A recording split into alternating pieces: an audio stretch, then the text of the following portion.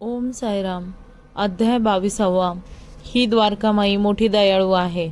श्री गणेशाय नमः. आपला भक्त कितीही दूर असला तरी श्री बाबांची त्यांच्यावर कृपादृष्टी असायची.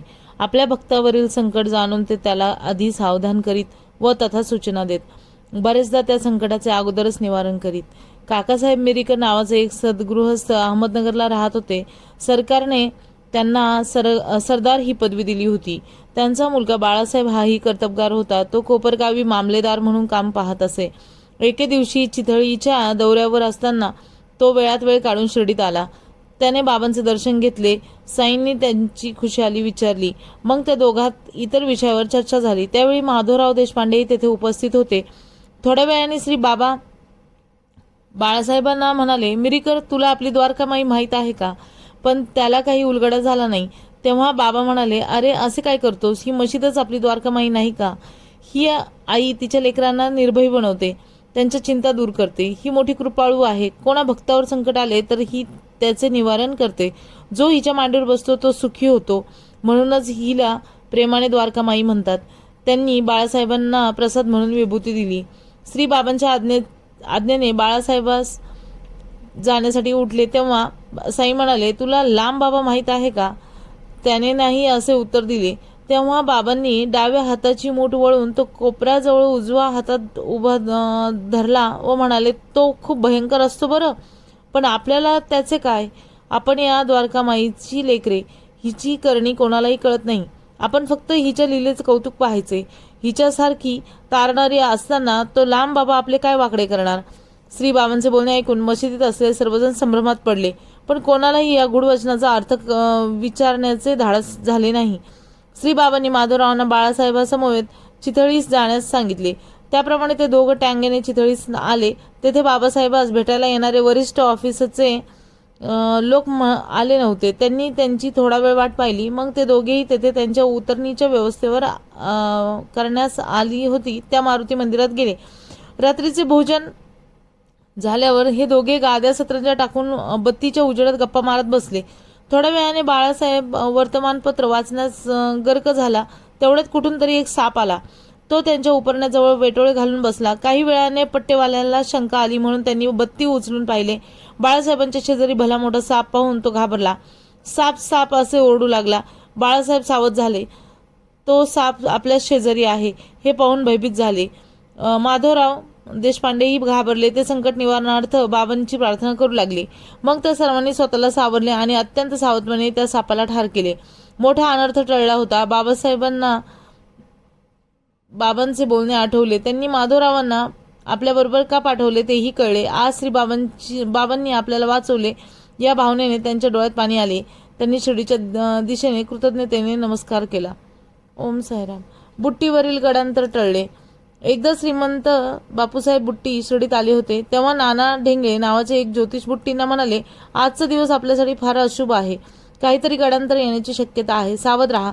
हे ऐकून बापूसाहेब अस्वस्थ झाले. आता आपल्याला कोणत्या संकटाला सामोरे जावे लागणार या विचाराने चिंताग्रस्त झाले. काही वेळाने ते बाबांच्या दर्शनासाठी मशिदीत गेले.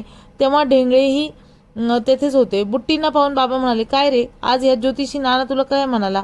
तो तुला मारायला उठला आहे काय? पण आपल्याला कसली भीती? त्याला म्हणा, तू मला कसा काय मारतो हे तेच पाहतो. ते ऐकून बुट्टींच्या मनात अस्वस्थता कमी झाली. त्यांना मोठा दिलासा मिळाला. बाबांसारखं रक्षण करता आपल्या पाठीशी असताना आपल्याला कसली भीती? सायंकाळी बापूसाहेब शौचाला गेले असताना तिथे एक साप दिसला. त्याला पाहून ते मागे फिरले. त्यामुळे लहानू नावाचा एक शिपाई त्यांच्याबरोबर होता. त्यांनी त्याला काठी आणण्यास सांगितले. इकडे तो साप भिंतीवर चढत असताना तोल जाऊन खाली पडला आणि शौचकुपात निघून गेला. त्याला मारण्यासाठी आवश्यकता भासली नाही. बापूसाहेबांना बाबांच्या शब्दाची आठवण झाली. आज त्यांच्या कृपेनेच बाबांचे आपले गडांतर टळले म्हणून त्यांनी कृतज्ञतेने नमस्कार केला. आमिर शक्कर नावाचा एक मुसलमान वांद्र्याला राहत असे. तो बाबांचा भक्त होता. तो दलाली करायचा. त्यांना संधिवाताचे दुखणे होते. अनेक उपचार करूनही त्याला बरे वाटले नाही. ते दुखणे खूपच वाढले म्हणून त्यांनी शिर्डी गाठली. श्री बाबांचे दर्शन घेऊन त्यांना आपली व्यथा सांगितली. बाबांनी त्याला स्वतः एक दिवसाआड ज्या चावडीत राहावयास जात असत तेथे राहावयास सांगितले. ही चावडी पडीक होती. तिला सर्व बाजूंनी ओली होती. तेथे सरडे, पाली, विषारी साप, विंचू दिसायचे.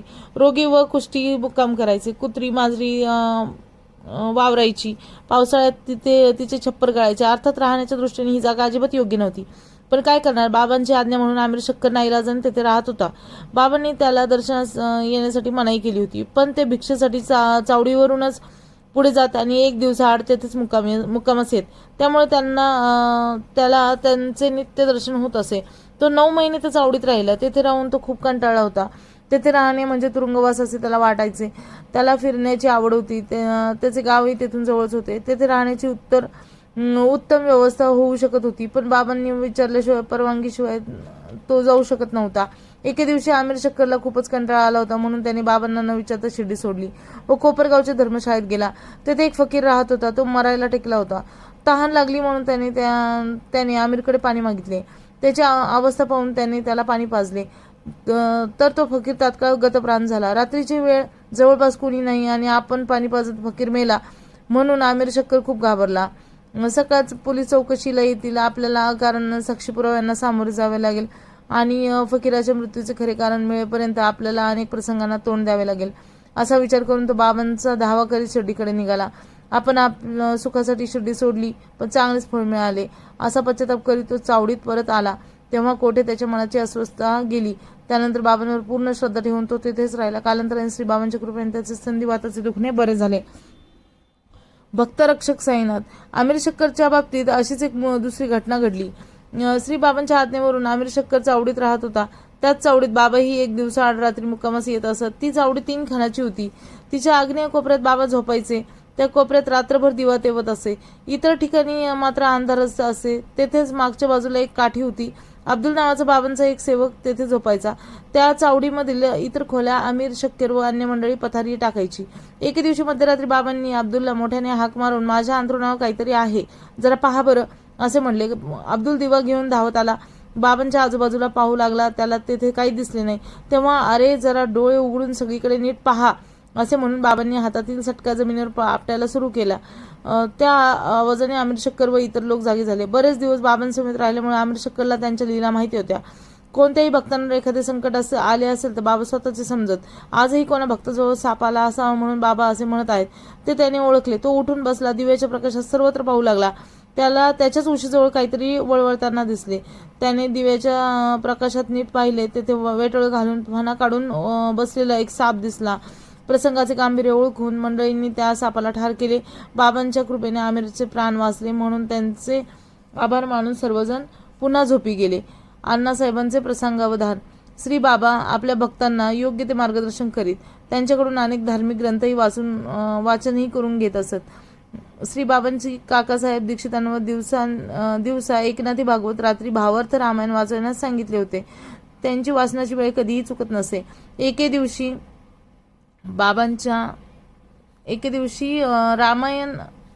दिवशी अण्णासाहेब दाभोलकरांना काकासाहेब कडून भावार्थ रामायण ऐकण्याचा योग आला.